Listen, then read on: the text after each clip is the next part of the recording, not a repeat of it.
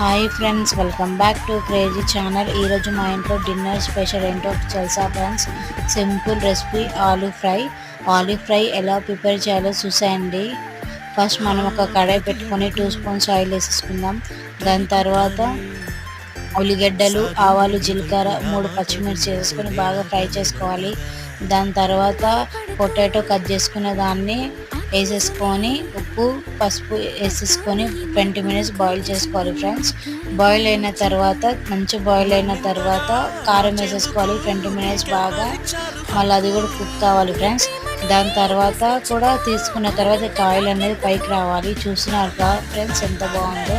దాని తర్వాత తెల్లగడ్డ వేసేసుకోవాలి. వేసుకొని కూడా బాగా తిప్పేసుకోవాలి. దాని తర్వాత కొంచెం ధనియాల పొడి వేసుకోవాలి ఫ్రెండ్స్. ఇది వేసుకుంటే చాలా బాగుంటుంది టేస్ట్కి. కంపల్సరీ వేసుకోవాలి ఫ్రెండ్స్. బాయ్.